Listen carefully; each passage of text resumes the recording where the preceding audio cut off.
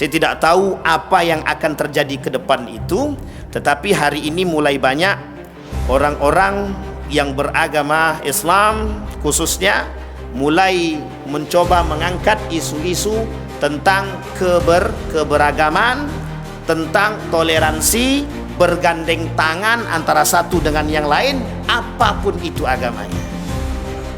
Kalaulah memang tidak ada misi di belakang itu, itulah yang kita harapkan. Tapi kalau ada misi, itu yang sulit, Bapak Ibu. Orang beriman sulit mencintai orang yang beriman yang lain, tapi kok bisa mencintai orang kafir? Ini harus dipahami, Bapak Ibu. Mencintai orang kafir, bersahabat dengan orang kafir bisa, tapi bersahabat dengan orang beriman tak bisa. A'udzu billahi minasyaitonir rajim. Bismillahirrahmanirrahim. Assalamualaikum warahmatullahi wabarakatuh. Alhamdulillahi rabbil alamin. Alhamdulillahilladzi an'ama bi ni'matil iman wal islam bihima tatimmus salihat. Asyhadu an la ilaha illallah wahdahu la syarikalah wa asyhadu anna Muhammadan abduhu wa rasuluh la nabiyya ba'd. Allahumma salli wa sallim wa barik ala hadzal nabiyil karim. Allahumma salli ala Muhammad wa ala ali Muhammad fil alamin innaka Hamidum Majid. Ya ayuhan nasu ittaqu rabbakum alladzi khalaqakum min nafsin wahidah wa khalaqa minha zawjaha wa batha minhuma rijalan katsiran wa nisaa wattaqullaha alladzi tasaaluna bihi wal arham innallaha kana 'alaikum raqiba. Puji syukur kehadirat Allah atas limpahan rahmat dengan mengucapkan alhamdulillahi rabbil alamin. Bersalawat kepada Nabi dengan mengucapkan Allahumma salli ala Muhammad wa ala ali Muhammad fil alamin innaka Hamidum Majid. Baik Bapak Ibu sekalian yang berbahagia, mudah-mudahan Allah limpahkan rahmat dan karunia-Nya kepada kita. Allah jadikan keluarga yang sakinah, mawaddah warahmah. Allah jadikan kita selalu dalam ketaatan, anak-anak yang saleh dan saleha yang selalu menjaga akhlak iman sehingga menjadi hamba yang dicintai oleh Allah Subhanahu wa taala. Amin ya rabbal alamin. Baik Bapak Ibu sekalian yang berbahagia, bagaimana kabarnya, sehat? Alhamdulillah rabbil alamin. Insyaallah mudah-mudahan istiqamah dalam kebaikan. Amin. Baik Bapak Ibu sekalian yang berbahagia, di malam hari ini atau maghrib ini kita akan coba sedikit mengkaji tentang loyalitas atau nama lainnya disebut dengan al-wala wal bara.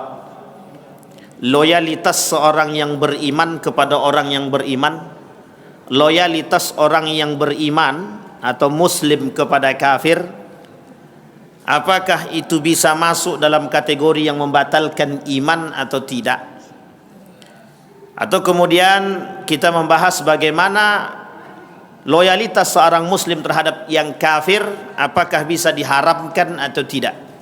Dan insyaallah malam hari ini kita akan coba angkat sedikit demi sedikit sehingga bisa menjawab bagaimana seharusnya kita bermuasyarah, bermuamalah dengan orang yang berbeda agama dengan kita, sehingga agar kita tidak terjerumus dalam penyakit tasyabbuh, sehingga kita tidak terjerumus dalam penyakit loyalitas yang berlebihan kepada kafir. Baik Bapak Ibu sekalian yang berbahagia, kata Nabi dalam riwayatnya begini. Hadis ini diriwayatkan oleh Rawahul Bukhari. Kata beliau, la taqumus sa'ah hatta ta'khudha ummati bi akhdhil qurud qablaha shibran bi shibrin wa dhira'an bi dhira'in. Faqila ya Rasulullah kafaris warrum, faqala wa manin nasu illa hub. Kata Nabi, tidak akan datang hari kiamat sampai umatku akan mengikuti sedikit demi sedikit, selangkah demi selangkah perbuatan-perbuatan orang kafir. Seperti dahulu perbuatan-perbuatan orang-orang yang jahiliyah. Seperti dahulu bagaimana agama paganisme orang-orang Arab terdahulu bersikap. bagaimana mereka memahami Tuhan, bagaimana mereka berakhlak, bagaimana mereka berbuat, bagaimana mereka menciptakan loyalitas terhadap diri mereka dalam hubungan sosial, keagamaan, politik dan lain sebagainya. Sehingga yang dimaksud oleh Nabi adalah kelak umatku akan mengikuti perbuatan-perbuatan yang dulu jahiliyah, yang sekarang mereka ikuti. Mereka dulu tahu kalau itu jahiliyah, tapi hari ini mereka tahu jahiliyah tapi mereka turuti. Sedikit demi sedikit mereka akan mengikuti. Terkhusus pada aspek apa? Berbagai macam aspek. Mungkin yang sangat kelihatan adalah pada aspek budaya. Maka Bapak Ibu sekalian yang berbahagia, kita melihat fenomena hari ini adalah fenomena yang memang cukup membuat kita miris dan sedih dengan keadaan. Di hari Ahad kemarin kita membahas tentang perang pemikiran. Dalam kancah perang pemikiran, memang itulah yang mereka harapkan agar kita bisa mengikuti mereka.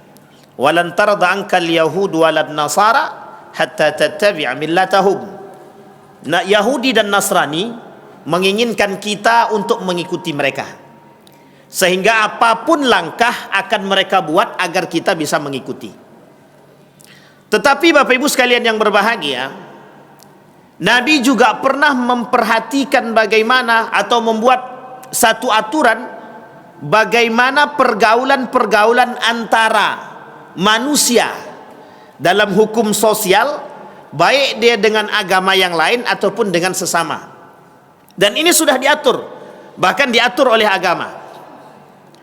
Bahkan dalam kitab Al-Wala' wal Bara' itu, mencintai orang beriman itu hukumnya wajib. Mencintai orang beriman itu wajib. Maka ini Bapak Ibu, poinnya adalah seperti yang pernah kita bahas, bagaimana kita bersikap kepada orang yang beriman dan bagaimana kita bersikap kepada orang yang tidak beriman, atau dalam bahasa lain fasik. Bagaimana kita bersikap kepada orang muslim tapi munafik, bagaimana kita bersikap kepada orang non muslim. Non muslim ada dua, ada yang memerangi dan ada yang di bawah naungan kita, ada yang zimmi, ada yang harbi. Dan ini kita harus posisikan satu-satu. Nah, hari ini kita ingin coba angkat bagaimana loyalitas. Kita akan coba pahami dulu makna al-wala' wal bara'. Al-wala' wal bara' itu artinya adalah, al-wala' artinya mencintai sesama muslim, mencintai sesama mukmin. Dan itu bagian daripada keimanan yang wajib dilakukan. Namanya wala' kepada orang yang beriman. Jadi kalau saya cinta kepada kita semua, orang-orang yang beriman, memang harusnya begitu. Fitrahnya umat muslim begitu. Fitrahnya orang beriman begitu, mencintai orang-orang yang beriman. Kalau ada orang yang beriman, solat dia tapi tak mencintai saudaranya yang beriman, itu yang disebut dengan kufur tadi. Dia keluar dari jalur dia, keluar daripada fitrah dia. Tetapi kemudian al-bara', ada maknanya bara'. Apa yang disebut dengan bara' tadi? Al-bara' tadi artinya loyal. Artinya tidak loyal kepada kafir tapi loyal kepada muslim. Artinya apa? Menghindari perbuatan kafir, tidak masuk ke dalam perbuatan kafir, justru menghindari perbuatan-perbuatan kafir dan tak masuk ke situ. Dan ini yang kemudian harus kita coba angkat. Kenapa ingin sekali saya mencoba memahami ini kepada kita semua? Karena kasus hari ini itu mantap dan bagus. Hari ini kita melihat bagaimana umat muslim bergandeng tangan dengan non muslim. Itu unik. Artinya adalah terciptanya persaudaraan yang baik.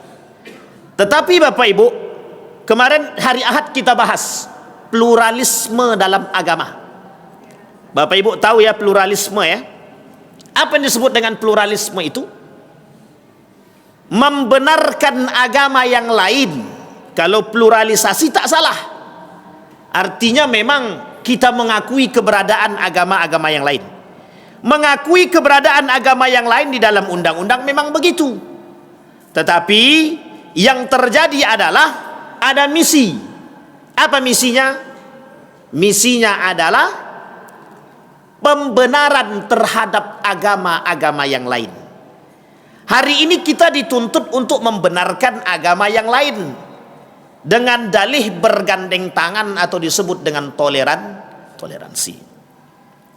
Kenapa ini kemudian kita harus sampaikan? Agar kita tak terjebak dalam kesesatan. Agar kita tidak terjebak dalam kesesatan. Pentingkah kita memahami itu? Penting, sangat penting sekali. Ternyata penyatuan agama itu adalah satu ideologi yang menyesatkan. Penyatuan agama itu adalah metode yang dibangun oleh kaum-kaum orientalis, liberalisme untuk merusak akidah umat muslim. Maka bahasanya sederhana sebenarnya. Ketika turun surat Qul ya ayyuhal kafirun, kan situ jelas itu. Dalam aspek sejarahnya sudah sangat jelas sekali. Disampaikan bahwa hari ini aku menyembah Tuhan kalian, besok kalian menyembah Tuhan kami. Sehingga turun ayat itu, lakum dinukum waliyadin. Ini ayatnya. Itu jelas. Tapi hari ini tidak. Hari ini tidak. Kita dituntut untuk mengakui kebenaran agama yang lain. Dalam bahasa lain, semua agama itu sama. Kita hanya menempuh Tuhan yang satu dengan metode yang berbeda, atau jalan menuju Tuhan yang tak sama. Sampai sini paham ya Bapak Ibu ya. Jadi Bapak Ibu sekalian yang berbahagia, apakah itu sebuah kesesatan? Ya, itu gerakan kesesatan. Hari ini kita juga begitu. Agama yang lain disuruh ikut doa dengan agama kita, besok kita disuruh ikut berdoa agama mereka. Dan hampir saja masuk dalam aturan pendidikan. Itu kalau dah masuk rusak kita. Membendungnya sulit. Kenapa kok sulit membendungnya? Terstruktur. Apa bahasanya? Terstruktur. Yang perlu kita pahami hari ini adalah bahwa Islam sebagai orang yang beriman, bahwa Islam itu innad dina indallahil. Tidak ada Pak. Tidak ada. Tidak ada agama yang lain. Ini dalam bahasa agama kita. Tidak ada agama yang lain yang lebih diridhai oleh Allah selain daripada agama Islam. Dan itu mutlak. Fa'akim wajhaka lid-dini hanifa fitratallaha fatarad nasa alaih. Hadapkan wajahmu kepada agama yang hanif. Agama yang hanif itu cuma satu, agama Islam. Ketika sejarah diputar balikkan, namanya distorsi sejarah. Ketika sejarah diputar balikkan, hampir orang mengerti bahwa nabi-nabi itu punya agama-agama berbeda. Nabi Isa dibilang agamanya Nasrani dan lain sebagainya. Padahal ternyata tidak. Baru muncul pemahaman itu dikuatkan pada tahun 2015, 16, 17. Mulai para asatid bermunculan untuk menyampaikan fakta bahwa nabi-nabi itu beragama Islam, bukan beragama yang lain. Tetapi dalam sejarah kita dipahami begitu, termasuk saya. Waktu saya SD itu pahamnya begitu. Kalaulah Nabi Isa itu agamanya Nasrani, kitab sucinya Injil. Dan itu yang kita pahami dahulu. Ternyata ini rusak dari dulu berarti. Kita belum sadar. Sampai hari ini terus digerogoti. Biar kita cepat, biar kita dianggap tidak sadarkan diri. Al-yawma akmaltu lakum dinakum wa atmamtu alaikum ni'mati wa raditu lakumul islam di Madinah. Itu yang pertama. Artinya umat muslim meyakini dulu. Konteks yang pertama yang harus diyakini oleh umat muslim bahwa agama Islam itu adalah agama yang benar. Di dalam agama kita itu yang benar. Yang kedua, bahkan hari ini muncul persepsi, pernyataan, jangan ada yang menganggap bahwa agama dia paling betul. Ingat bahasa ini Bapak Ibu ya. Ini bermunculan di berbagai macam media. Apa bahasanya? Jangan pernah setiap orang mengaku bahwa agama dia paling benar. Pertanyaannya, salah apa betul pernyataan ini? Pernyataan ini salah apa betul? Bagi agama kita itu pernyataannya salah. Islam benar. Yang tak betul siapa? Oknum-oknum yang di dalamnya. Nah, ini merujuk kepada pemahaman dulu Bapak Ibu. Dulu pernah saya sampaikan di sini, banyak para orientalis itu melakukan penelitian. Salah satunya penelitian itu yang dia lakukan di negara Irlandia. Apa kata dia? Semakin tinggi tingkat ateisme satu negara, semakin sejahtera negara tersebut. Ini Bapak Ibu, mohon maaf, dipegang oleh para akademik. Dipegang karena dipandang ilmiah. Rujukannya kemana? Negara tersebut. Setelah dilihat negara tersebut, ini cerita langsung dari pelaku yang pernah datang ke sana, guru saya. Apa kata beliau? Tidak ada klakson, tidak ada lampu merah gitu. Karena dianggap teratur dan sangat, dan negara tersebut paling banyak atau mayoritas orang-orangnya ateisme. Saya kira, wah, ketika kita mahasiswa, karena ini dianggap penelitian ilmiah, iya juga ya gitu. Tapi lambat-lambat otak ini berpikir. Artinya apa? Mereka menyusupi sedikit demi sedikit. Apa yang mereka susupi? Mereka masuk ke dalam tadi.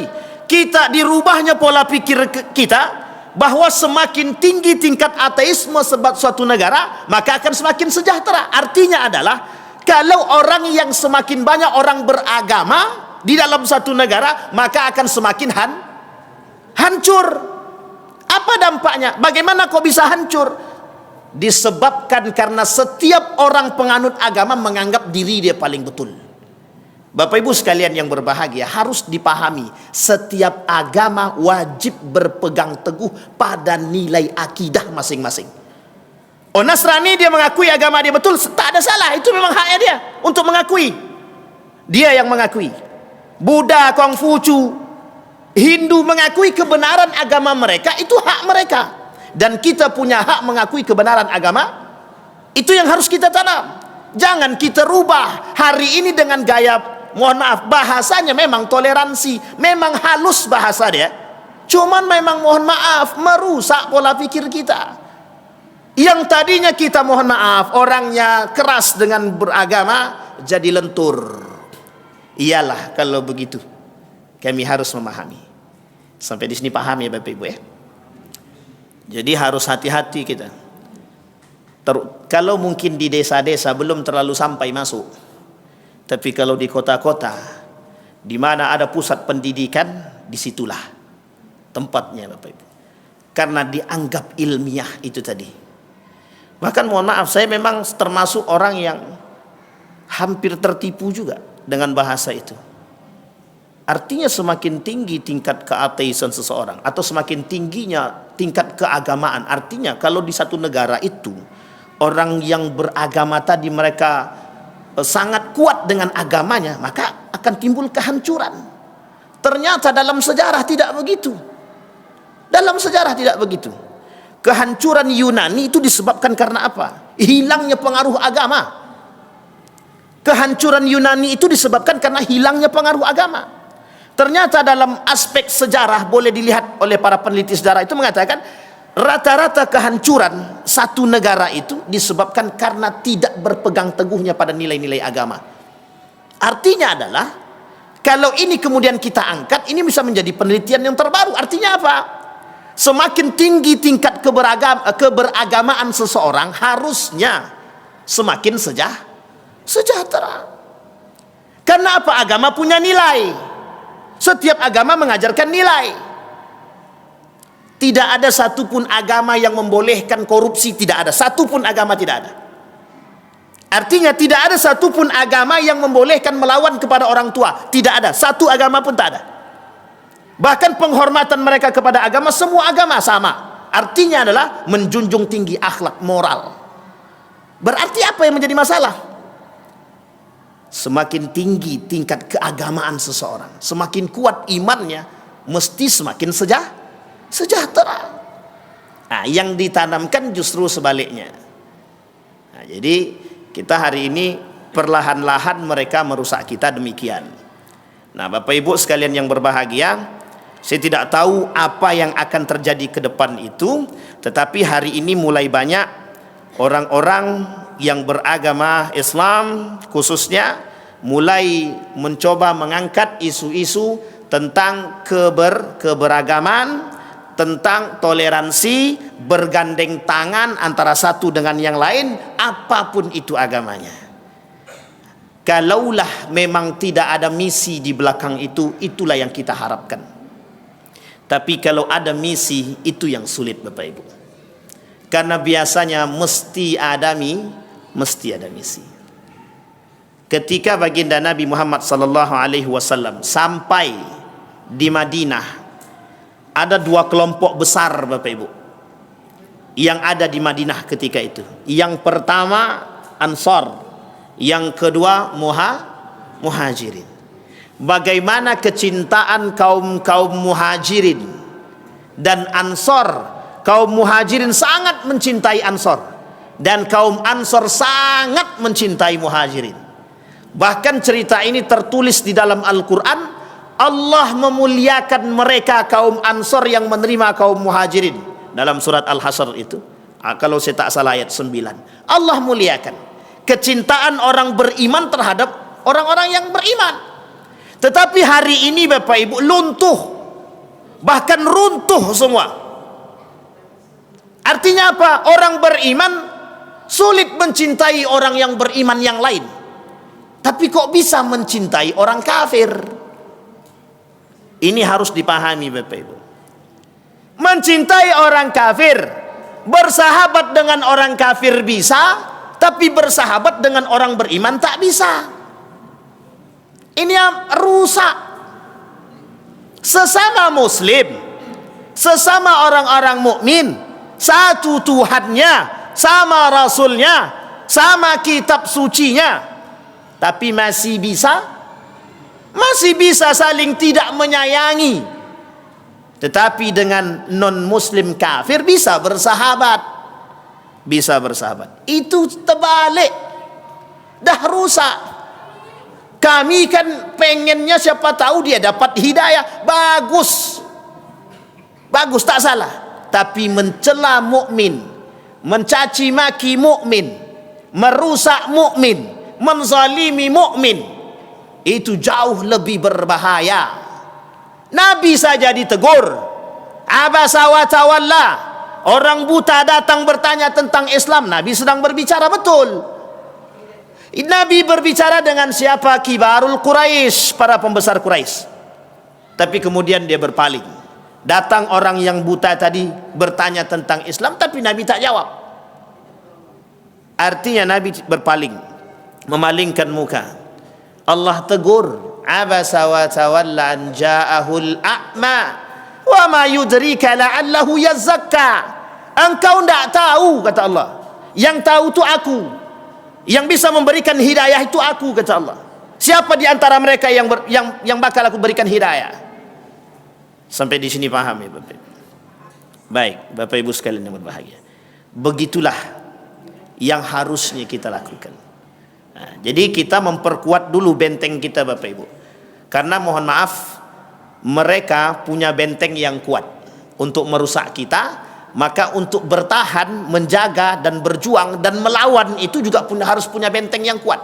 Apa benteng yang kuat? Akidah kita dimatangkan dulu. Akidah yang harus dimatangkan apa selain daripada akidah kita tentang yang rukun iman kita? Kita harus perkuat dengan saudara-saudara kita. Makanya mohon maaf bahasanya wa'tasimu bihablillah wa la tafarraqu. Yang menjadi masalah hari ini adalah kita bisa bercerai-berai hanya karena dunia. Mohon maaf, karena masjid pun kita bisa bersenggol. Karena masjid bisa bersenggol. Artinya apa? Mudah sekali kita dipecah belah hari ini. mudah sekali kita dipecah belah. Artinya kalau kita mudah dipecah belah, kalau ada muslim yang tidak suka dengan muslim yang lain, dengan mukmin yang lain, berarti keimanan dia terhadap saudara dia sedang berkurang. Hati-hati bisa terjerumus dalam kekufuran. Sampai di sini paham ya Bapak Ibu? Baik. Nah, sekarang ingin kita coba. Apakah kita cinta terhadap orang yang beriman? Itu dilihat dari perhatian kita terhadap saudara kita. Dan itulah yang kemudian pernah kita sampaikan. Banyak orang yang sholatnya rajin, tahajudnya oke, duhanya jalan, tapi masih banyak orang-orang yang bisa menyakiti hati mereka. Masih banyak orang yang bisa menyakiti hati orang lain meskipun sholatnya baik. Sudah kita ceritakan Kasyifatul Qulub, Imam Al-Ghazali, orang yang beriman, tahajud, rajin, duha, oke, dan lain sebagainya. Tidak, kata malaikat, aku tidak dibenarkan oleh Allah untuk menuliskan namamu. Beriman dia, ternyata apa? Dia punya sifat yang tak baik dengan sesama muslim yang lain. Loyalitas dia terhadap orang-orang yang beriman tak ada. Dia tak punya loyalitas. Dia tak sakit melihat umat muslim yang sakit. Ada umat muslim yang ditindas, dia tak sakit. Bahkan Nabi kata, al-muslim kal-muslimi ba'duhum ba'dah. Bayangkan, innamal mu'minuna ikhwah fa aslihu baina akhawaikum. Kita ini bersaudara. Berarti kalau kita bersaudara, kalau ada satu yang disakiti, mesti kita sakit, harusnya. Tapi coba bayangkan, ketika saudara kita ada yang disakiti, ada pula yang ikut menyakiti hati kita. Berapa banyak yang disakiti itu? Bukan banyak lagi, banyak banget. Dengan kondisi genosida yang begitu kuat, beriman mereka, mengaku muslim mereka, tapi mereka bisa menyakiti hati-hati orang yang beriman. Kira-kira loyalitasnya di mana? Dia tak loyal kepada kita, dia tak loyal kepada agama, tapi dia loyal kepada dunia dia. Dia tak loyal kepada Allah, dia tak loyal kepada Rasulnya, tapi dia loyal kepada apa yang dia cari. Maka apa disebut? Mereka dipanggil oleh Allah di dalam Al-Quran munafiqun. Allah sebutkan dalam Al-Quran, mereka dipanggil orang-orang munafik. Orang yang loyal kepada kafir tapi tak loyal kepada orang yang beriman, munafik. Kita akan lihat di mana batasan-batasan kita. Baik, di dalam kitab Al-Wala' wal Bara' disampaikan bagaimana seharusnya kita seorang yang beriman ini menjaga diri, atau bentuk-bentuk loyalitas kepada orang kafir yang bisa membatalkan iman itu apa, sampai kita tahu, sampai kita bisa mengerti di mana batas kita berbaur dengan mereka. Yang pertama, dalam kitab tersebut mengatakan ada orang-orang muslim mukmin bentuk loyalitas kepada kafir yang bisa membatalkan iman. Tambah baik, tinggal dan menetap di negeri orang kafir disertai dengan ridho dengan agama kekafirannya. Apa maksudnya? Yang pertama maksudnya ridho dengan agama kekafiran mereka. Dan itu terjadi. Dan itu terjadi. Banyak orang-orang yang tinggal di sana muslim, orang-orang muslim yang tak mau pindah, tak mau balik ke sini. Kami di sini sudah aman, sudah damai dengan gaya toleransi kami. Kami sudah menikmati, dan kadang-kadang kami pun ikut. Sampai sini paham ya Bapak? Itu yang pertama. Yang kedua, memuji, menyanjung agama kekafiran mereka. Dipuji agama-agama tersebut. Coba bayangkan, ini ketika Bapak Ibu melihat ada orang yang membanding-bandingkan agama. Coba tengok agama sebelah. Ada mereka melarang, ada mereka begini, ada mereka begitu, ada mereka menyakiti. Ini bahasa namanya Bapak Ibu, ini bahasa yang sangat tidak tepat untuk disematkan kepada orang-orang yang beriman. Bahkan tak pantas orang beriman mengatakan demikian. Membandingkan agama itu tidak tepat, karena setiap agama punya regulasi yang berbeda-beda. Setiap agama punya keyakinan berbeda-beda. Tidak bisa sampai bisa mengatakan, mohon maaf, tetangga sebelah, agama sebelah lebih baik pula akhlaknya daripada orang beriman itu lagi. Tidak bisa Pak, tidak bisa dibanding-bandingkan. Jangan salah banding. Yang kita takutkan salah perbandingan. Kita ambil contoh penelitian. Tahun 2015 ada penelitian begini. Yang maling itu muslim. Yang maling muslim. Yang miskin muslim. Yang curi sendal di masjid muslim. Yang lusuh muslim. Itu penelitian. Sampai mereka katakan bahwa agama Islam itu agama miskin. Coba bayangkan. Setelah kita telusuri penelitian itu di mana? Di Indonesia. Sekarang kita balik, kita pindah ke India. Kita pindah ke India. Yang miskin siapa? Ya, jangan sampai disebut-sebutkan. Sampai sini paham ya Bapak Ibu. Artinya apa? Cara mereka mengambil, membandingkan sesuatu tidak cocok. Tapi otak kita tercuci. Sehingga mohon maaf, kita ikut-ikutan. Coba tengok negara tetangga, Islamnya sedikit tapi mereka bersih. Salah sebut Pak. Coba tinjau dalam penelitian yang sama. Yang miskin siapa? Yang maling siapa? Yang mohon maaf, yang lusuh siapa? Yang mencuri siapa? Yang curi sendal di masjid, bukan di masjid ya, tempat ibadah siapa? Itu bukan muslim. Di Inggris, kita kembali ke Inggris misalkan. Coba perhatikan baik-baik. Siapa? Artinya membandingkannya tidak tepat. Tetapi Bapak Ibu, penelitian itu kemudian diangkat, dibumingkan. Untuk apa? Untuk menentukan, menyampaikan kepada kita sebagai orang yang beriman, orang muslim, tidak usah fanatik-fanatik betul. Sampai sini paham ya Bapak Ibu ya?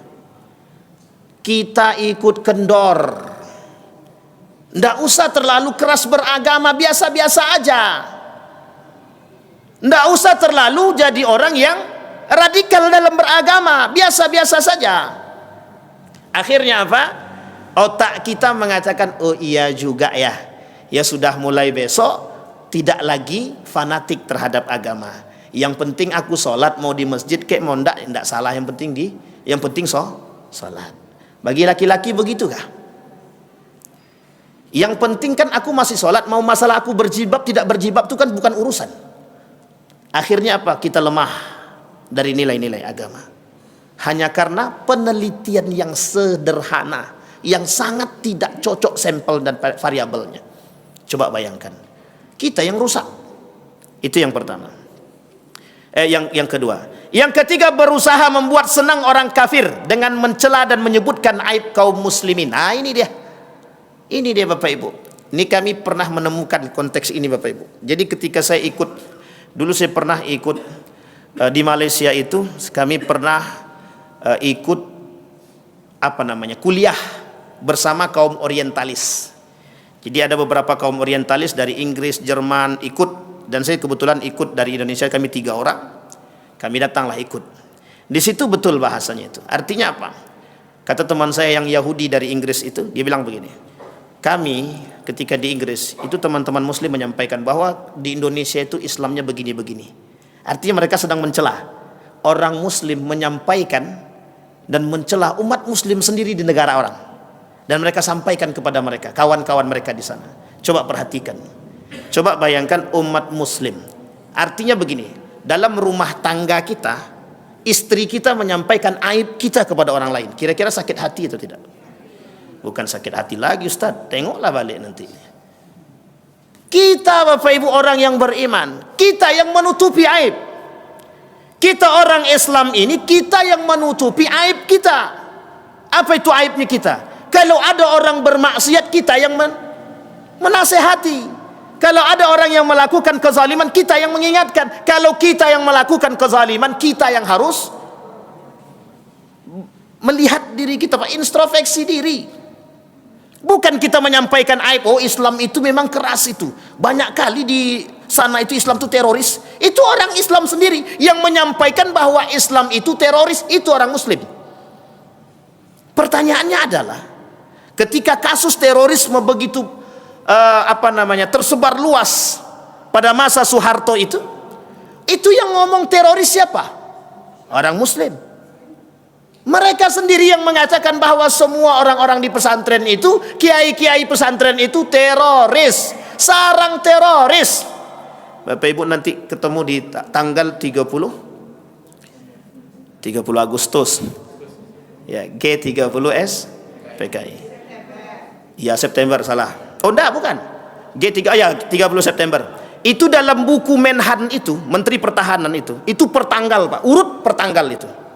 Pertanggal kapan pesantren itu disebut dengan pesantren sarang PKI. Itu ada tanggalnya semua. Kapan Gontor itu dibasmi, itu ada urutannya semua. Dalam buku Api Sejarah lengkap. Api Sejarah ada 2 jilid. Itu bagaimana mereka menyematkan bahasa terorisme itu kepada pesantren itu. Sehingga mohon maaf pada masa itu, yang mana ada pesantren-pesantren yang kuat, yang besar itu dicari. Kiai-kiainya ditangkap, dibunuh karena dianggap teroris. Yang memprovokasi siapa? Orang Muslim. Saya pernah ceritakan di sini. Karel Stenbring itu pernah nulis buku.